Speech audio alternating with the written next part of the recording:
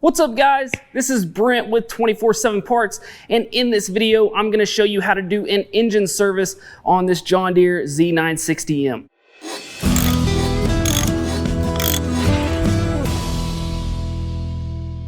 So the first thing that we're going to do, like we do on most other service videos if you've seen one, is we are going to get the oil draining.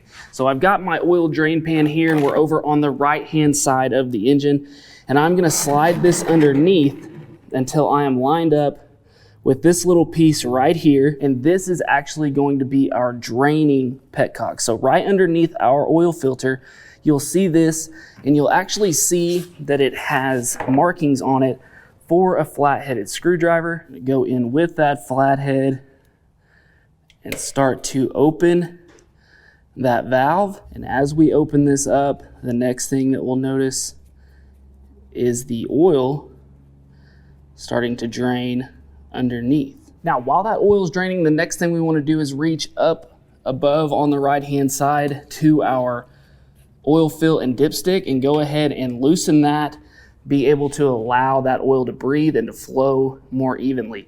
And then next, while we're at it, since we're here on top, the next thing we'll do is go ahead and change the air filters. Now, there's not a home maintenance kit for these machines, so every part is going to be individual. So what we're looking at here for this is we have the commercial grade air filter system, where we're going to need filter number M131802 and M131803.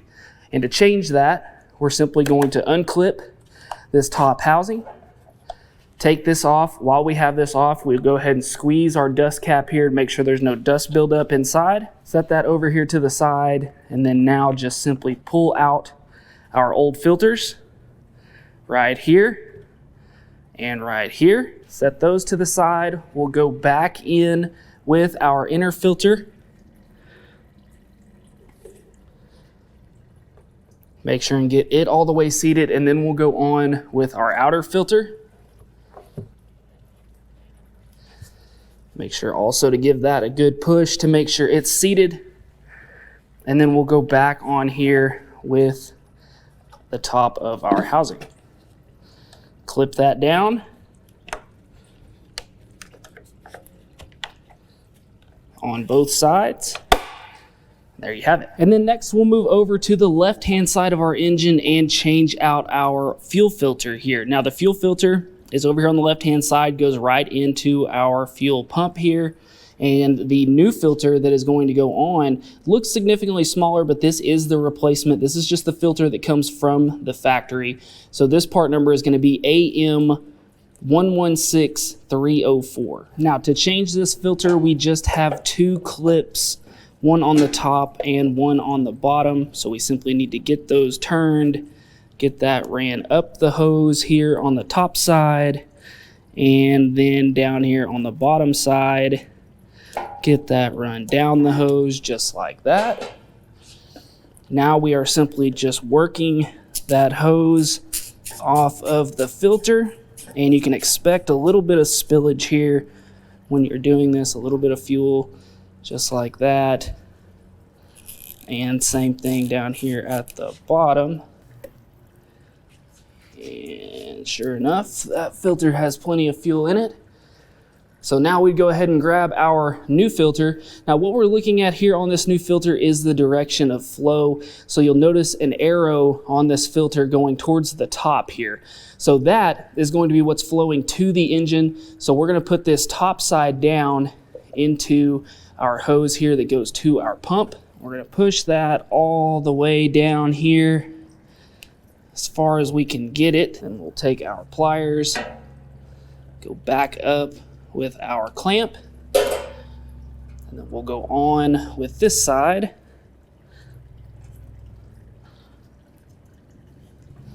Run that down on, take our top clamp, run it back down, just like so. Next we'll move to the spark plugs. Now these are going to be about the center of the engine on the right and left side, so you will have two on this machine. So you're looking for these rubber caps here. And what you're going to do first is just pull those off, get that disconnected. You have to push that out of the way. Then what we're going to need is a 13/16 spark plug socket. Now, what makes a spark plug socket special is that it does have the rubber inside that will grab onto that spark plug, keep it safe, and if these were facing down and in, that would help to pull them out. So we need a 13/16, and we're going to go in with that socket. Make sure it seats there on the plug, and then we'll just break that loose. All right, and then once we have those out, it's as simple as taking that old plug out, going back in with our new plug. We're going to start that by hand, and we're going to snug it up until we can feel it touching the side of the engine block. So basically until you feel that full resistance, then we'll go back on with our spark plug socket here and tighten this up just enough here just to get that good and snug right there. And then we'll go back on with our cap. Now, there can be a variety of different plugs that you can use for this. If you're looking at an auto parts store, these are an NGK BPR5ES. They may also use this 7734 number. Most of the time you're looking for this number. Now, for the John Deere part number, this is going to be an M802138, but they will be an NGK plug just like this. Now, our last step here is going to be our engine oil filter. Now, a lot of times these should be just tightened hand tight to where you could take these loose by hand. But if you're not able to take it off by hand, you may want to have some different options, maybe like a strap filter wrench here or a cap style filter that fits over the end. Obviously this one is too big for this filter and that's not gonna go. So what we're gonna do now is go on with our strap style filter wrench here and get this rolled up and sat in place.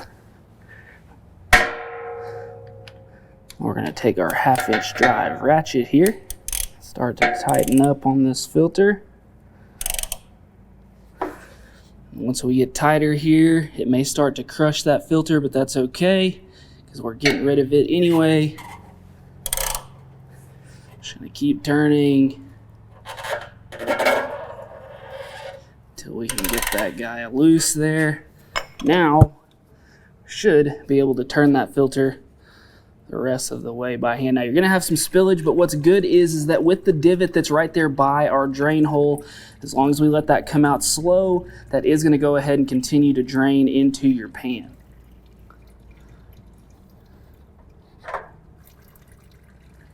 And if we do have that little bit of spillage, go ahead and grab yourself some blue rags, wipe that up, clean off just a little bit here on our spout. Some of that oil is gonna continue to come out there. Get that cleaned off best as possible. Then what we're gonna wanna do is grab our new filter and a brand new quart of oil. You're gonna wanna break that oil open, dip our finger down in it just to get a small little bit of oil there on our finger, and go ahead and wipe down that seal on our new filter. And then go ahead and start that new filter onto the machine.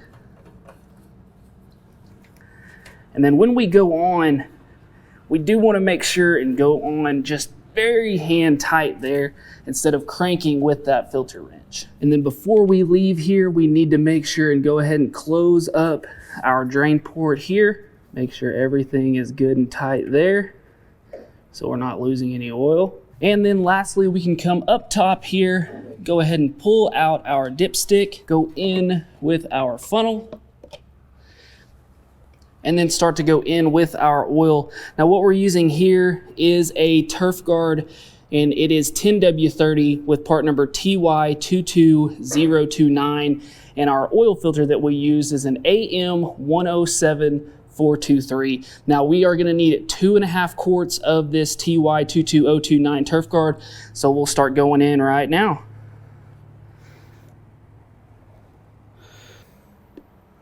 There's one.